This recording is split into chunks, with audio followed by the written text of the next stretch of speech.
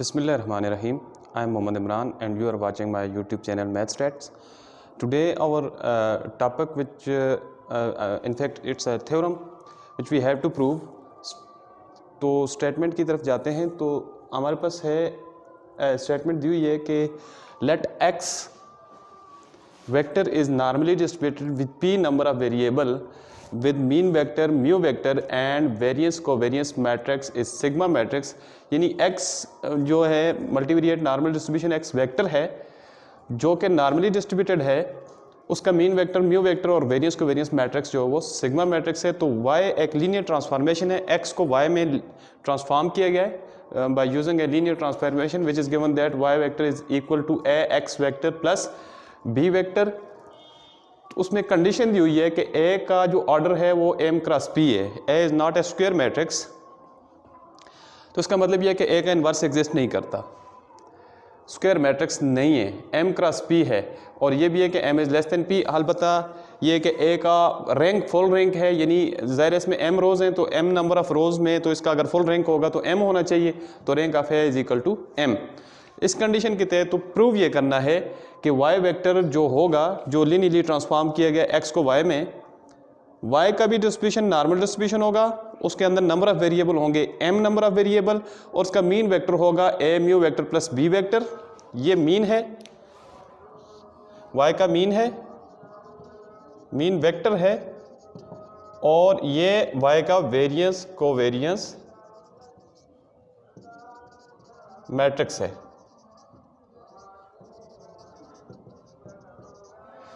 तो हमने ये प्रूव करना है.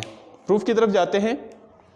हमें दिया गया है कि x वेक्टर जो है वो नॉर्मली डिस्ट्रीब्यूटेड है with p number of variable और उसका जो मीन वेक्टर है वो म्यू वेक्टर और वेरियंस को वेरियंस जो है वो सिग्मा मैट्रिक्स है. तो characteristic function multivariate normal distribution का हमें पता है, x अगर इसका मल्टीवेरिएट नॉर्मल डिस्ट्रीब्यूशन है तो उसका कैरेक्टरिस्टिक फंक्शन होगा phi x vector of t vector is equal to exponent of iota t vector prime mu vector plus 1/2 t vector prime sigma t vector. ये इक्वेशन नंबर 1 है.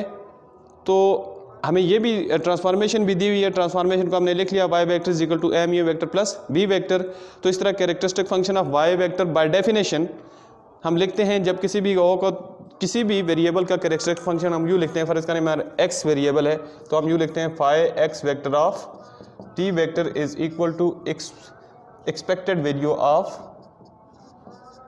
Exponent of iota t vector prime x vector. तो चूंकि ये हमने y का लिखना है तो इसमें बिल्कुल इसी तरह होगा, इधर x वेक्टर के बजाय y वेक्टर आ जाएगा, तो वही हमने लिखा है. अब इसमें y वेक्टर की वैल्यू पुट कर लेनी है जो कि हमें दी हुई है. हमने y वेक्टर की वैल्यू पुट की कि वो ax vector plus b vector है. दोनों को अलग अलग मल्टीप्लाई कर लें, इसको इसके साथ अलग और इसके साथ अलग, ये मल्टीप्लाई किया. इसमें जिसमें वेरिएबल है, वेरिएबल जिसमें है तो वेरिएबल उस पर एक्सपेक्टेशन लगेगी. x वेक्टर यानी वेरिएबल इसमें है पहली टर्म में, तो इस पे एक्सपेक्टेशन, इन दोनों को अलग अलग चूंकि पावर्स ऐड हो रही हैं तो अलग अलग लिखेंगे तो मल्टीप्लाई में चले जाएंगे, ये मल्टीप्लाई में आगे. अब ये चूंकि कांस्टेंट है, exponent of iota t vector prime b vector, t भी कांस्टेंट्स का वेक्टर है और b भी कांस्टेंट्स का है, तो इसमें चूंकि वेरिएबल नहीं है तो इस पर एक्सपेक्टेशन नहीं लगेगी, हमको इसको पहले ले आए, इस पर एक्सपेक्टेशन छोड़ दी. ये इक्वेशन नंबर 2. अब इसमें एक हम सब्स्टिट्यूशन करेंगे कि हमने लिखा let s vector is equal to a vector transpose t vector.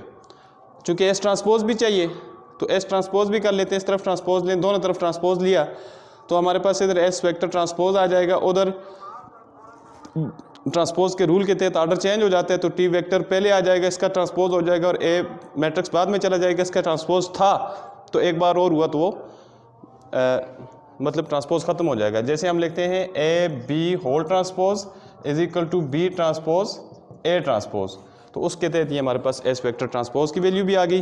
अब हमारे पास यही वैल्यू उठा के इधर ये टी वेक्टर ट्रांसपोज जो है, टी वेक्टर ट्रांसपोज ए मैट्रिक्स, ये इसकी जगह हम क्या लगाएंगे, S vector transpose T vector transpose a vector, ये सब्स्टिट्यूशन की गई है. तो इसमें हम इसकी वैल्यू पुट करेंगे तो क्या आ जाएगा हमारे पास, ये equation exponent of iota t vector prime b vector exponent of iota t vector transpose a vector की जगह आ जाएगा s vector transpose from equation number b. तो एस वेक्टर ट्रांसपोज पुट कर दिया। अब हमें किसी भी, हमने ये देखा है phi x of t vector is equal to exponent of expected value of exponent of iota t vector prime x vector. अगर यहाँ पर हम टी को एस से रिप्लेस कर दें तो हमारे पास ये बन जाएगा phi x vector of t के बजाय मैं लिखता हूँ s vector is equal to, ये हो जाएगा exponent of iota iota t vector के बजाय आ जाएगा एस वेक्टर, प्राइम भी है ऊपर और एक्स वेक्टर, तो ये आ जाएगा फाई एक्स ऑफ टी। ये बिल्कुल सेम वही चीज़ है, इसको देख लें। ये किसके, ये characteristic function of x vector with respect to s vector है, तो हमने ये लिख लिया। ये इक्वेशन नंबर 3। हमें इक्वेशन नंबर 1 में देखें ये कि characteristic function of x vector लिखा हुआ है, चूंकि x vector multivariate normal distribution, उसका कैरेक्टरिस्टिक फंक्शन हमारे पास ये है। इसी में अगर हम x के बजाय रिप्लेस कर दें t को रिप्लेस कर दें s में, तो हमारे पास ये चीज़ बन जाएगी। ये हमारे पास कैरेक्टरिस्टिक फंक्शन ऑफ ये इक्वेशन नंबर 1 है। तो अगर इसी में इक्वेशन 1 से दिए गया है, इसको लिख लेता हूँ कि इक्वेशन 1 इम्प्लाइज दैट, इक्वेशन 1 में characteristic function of x vector लिख लिया है, वो हमारे पास ये है। अब इसी में t को किससे रिप्लेस कर दें, s से, तो ये चीज़ बिल्कुल जहाँ t है वहाँ पर s आ जाएगा। ये इक्वेशन नंबर c। अब ये characteristic function of x vector with respect to s vector, ये c को उठा के इक्वेशन 3 में पुट करें तो हमारे पास वो चीज़ बन जाती है कैरेक्टरिस्टिक फंक्शन ऑफ एक्स, हमारे पास आ जाएगा characteristic function of y vector with respect to t vector, तो ये चीज़ बन जाएगी एक्सपोनेंट, ये वही है same, exponent of iota t vector prime mu vector -1/2 exponent of iota t vector prime b vector dot phi, इसकी वैल्यू पुट की है सिर्फ, और ये यहाँ से पुट की इक्वेशन नंबर सी से, सेम ये चीज़। अब इसमें हमने ऐसा किया कि इसके दो, ये इसकी पावर से अलग अलग कर ली, मल्टीप्लाई में चले गए, ठीक है।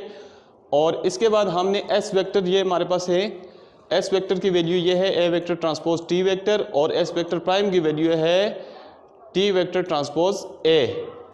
तो ये दोनों वैल्यूज उठा के जहाँ पर एस आ रहा है उस एस वेक्टर आ रहा है वहाँ पर ये वैल्यू पुट करेंगे, जहाँ पर एस वेक्टर ट्रांसपोज आ रहा है वहाँ पर ये वैल्यू पुट करने।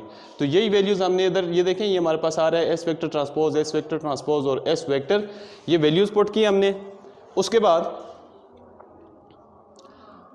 इन दोनों को हमने इकट्ठा कर लिया, एक्सपोनेंट बेस सेम है तो एक्सपोनेंट ऐड हो जाएंगे, और इसको हमने इस तरह छोड़ दिया है, ठीक है। अब इसमें सिर्फ यहाँ पर ये क्या कि A matrix sigma A matrix transpose A sigma A transpose को हमने विद इन ब्रैकेट्स ले लिया, और इधर हम लोगों ने आयोटा टी वेक्टर प्राइम जो है उसको कॉमन ले लिया, आयोटा टी वेक्टर प्राइम को कॉमन ले लिया, तो इधर बच जाएगा, इसको पहले लिख लेते हैं ए म्यू वेक्टर, और इधर बच जाएगा बी वेक्टर ये, और इस तरह फिर इन दोनों को, चूँकि इसके भी बेस सेम एक्सपोनेंट आपस में क्या हो जाएंगे, ऐड हो जाएंगे, तो हमने ऐड अप कर लिए। तो ये हमारे पास लास्ट फॉर्म आ गई characteristic function of y vector. अब इसमें देखें ये बिल्कुल मल्टीवेरिएट नॉर्मल डिस्ट्रीब्यूशन का कैरेक्टरिस्टिक फंक्शन है, सिर्फ फ़र्क ये है कि ये इसका म्यू वेक्टर की जगह ये आ गया है, और वेरियस कोवेरियस मैट्रिक्स की जगह हमारे पास आ रहा है ए सिग्मा ए ट्रांसपोज। तो मैंने लिखा है कि which is the characteristic function of multivariate normal distribution with mean vector, हमारे पास आ जाएगा A mu vector plus B vector, और वेरियस कोवेरियस की जगह आ जाएगा A sigma A transpose, variance covariance matrix हमारे पास आ जाएगा ए सिग्मा ए ट्रांसपोज। तो हम कह सकते हैं कि वाई वेक्टर जो है वो उसका डिस्ट्रीब्यूशन मल्टीवेरिएट नॉर्मल डिस्ट्रीब्यूशन है, जिसका मीन वेक्टर है A mu vector plus B vector, और वेरियस कोवेरियस मैट्रिक्स है ए सिग्मा ए ट्रांसपोज के, ठीक है। अब ये फ़र्क ये है कि हमें m नंबर ऑफ़ वेरिएबल कैसे आएगा, तो इसको में नंबर ऑफ़ वेरिएबल डिपेंड करता है कि आपका ए म्यू वेक्टर जो उसकी रोज़ कितनी है। तो म्यू वेक्टर हमारे पास इसका आ रहा है A mu vector plus B vector, हम देख लेते हैं, इधर कर लेते हैं, यहाँ पर इसका y का म्यू वेक्टर जो है मीन वेक्टर सॉरी, वो आ रहा है A mu vector plus B vector. अब ए का ऑर्डर है m क्रॉस p, इसका ऑर्डर है म्यू का p क्रॉस 1, p रोज और एक कॉलम, ठीक है, और इसका ऑर्डर है b वेक्टर का m क्रॉस 1। अब इसमें देखें कि ये दोनों मल्टीप्लाई हो रहे हैं, तो ये तो इनकी नंबर ऑफ कॉलम सेम है सब, ठीक है। तो मल्टीप्लाई होगा तो इसका ऑर्डर आ जाएगा m क्रॉस 1 और इसका ऑर्डर ऑलरेडी m क्रॉस 1 है, तो दोनों ऐड अप हो जाएंगे, तो ऐड होने से इनका ऑर्डर आ जाएगा m क्रॉस 1। तो मतलब इसकी नंबर ऑफ रोज कितनी है, m नंबर ऑफ रोज है, तो it means m number of variables. तो इसी वजह से इसका नंबर ऑफ वेरिएबल्स कितने हैं जी, with m number of variables. यही हमने इसका प्रूव करना था कि y का जो y का डिस्ट्रीब्यूशन जो होना चाहिए वो मल्टीवेरिएट नॉर्मल डिस्ट्रीब्यूशन है। कैरेक्टरिस्टिक फंक्शन की मदद से हमने किया है कि अगर y का, हमने बेसिक ये लिया है कि अगर y का characteristic function multivariate normal distribution के कैरेक्टरिस्टिक फंक्शन की तरह आ रहा है, उस फॉर्म में आ रहा है, उसमें लाजमी बात है कि मीन वेक्टर का और सिग्मा वेरियंस को वेरियंस मैट्रिक्स का फ़र्क होगा, वो आ रहा है, फ़र्क आ रहा है। मीन वेक्टर उसका ये आ रहा है, वेरियंस को वेरियंस ये आ रहा है, लेकिन फॉर्म उसकी मल्टीवेरिएट नॉर्मल डिस्ट्रीब्यूशन से बन रही है। इसी वजह से हम कहते हैं कि y का जो डिस्ट्रीब्यूशन है वो मल्टीवेरिएट नॉर्मल डिस्ट्रीब्यूशन है y वेक्टर का, और उसका मीन वेक्टर और वेरियंस को वेरियंस मैट्रिक्स हमने प्रूव किया। आज के लिए आज के लेक्चर में इतना ही। नेक्स्ट लेक्चर में इंशाल्लाह, नेक्स्ट वीडियो में नेक्स्ट थ्योरम के साथ हाज़िर होंगे। तब तक के लिए अल्लाह हाफ़िज़।